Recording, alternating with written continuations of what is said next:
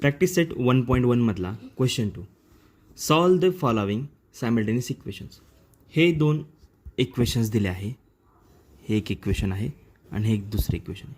हे दोन इक्वेशन्स आपल्याला सॉल्व करायचे आहेत.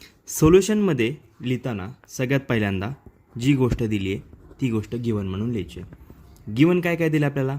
गिवन दिलं आहे 3a + 5b = 26. हे इक्वेशन लिहिल्यावर याला पहिल्यांदा त्याला 1 म्हणलं. पहिलं इक्वेशन झालं. दुसरं इक्वेशन a + 5b = 22. ह्याला काय म्हणा आपण? सेकंड इक्वेशन नाव देणार. आता आपल्याला सॉल्व करायचे आहेत. याचा अर्थ काय करायचं? आपल्याला a आणि bची व्हॅल्यू काढायची.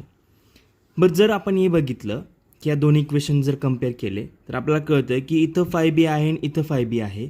याचा अर्थ हे दोन टर्म्स काय होतील? कॅन्सल करू आपण शकेल. पण जर बघितलं तर दोघांचे चिन्हही काय आहेत? ++ आहेत.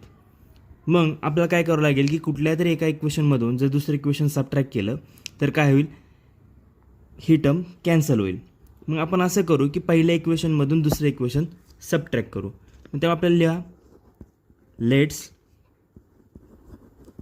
सबट्रॅक्ट इक्वेशन 2, बरोबर आहे, फ्रॉम इक्वेशन 1.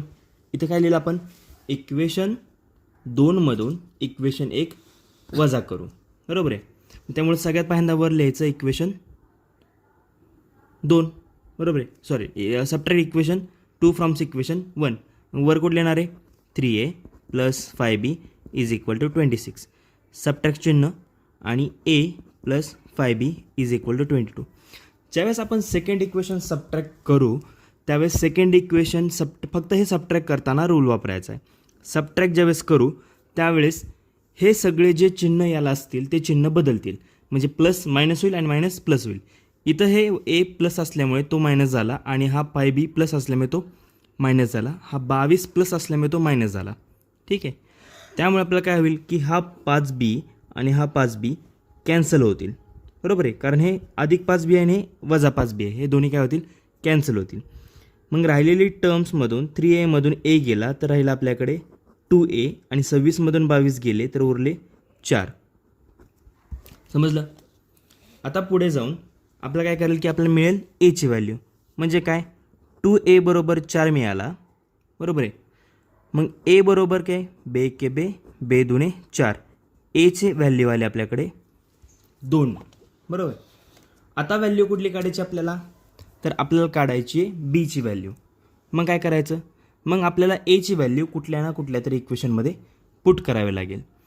त्यामुळे आपण काय म्हणणार आहे? Putting a = 2 in equation 2. आपण 2 मध्ये ठेवून देऊ कारण 2 हे जे इक्वेशन आहे हे खूप सिंपल इक्वेशन आहे. त्यामुळे आपण ते निवडलं आहे. मग पुटिंग a = 2 ठेवल्यावर a इक्वेशन पुन्हा लिहून घेऊ. दुसरं इक्वेशन पुन्हा लिहू. a + 5b = 22. a ची किंमत किती आहे? 2. त्यामुळे ह्या a च्या जाग्यावर आपल्याला 2 ठेवायचं आहे. 2 + 5b = 22. आता काय करायचं आहे की हा जो 2 दिसतोय इकडे प्लस आहे तो उजवीकडे गेल्यावर काय होईल?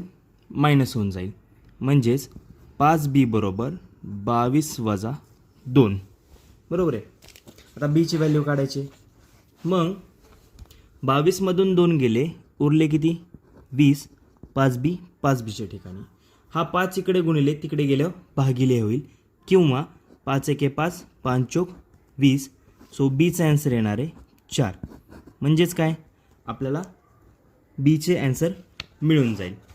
म्हणून देअरफॉर आपल्याला मिळणारे solutions is a, b which is equal to 2, +4.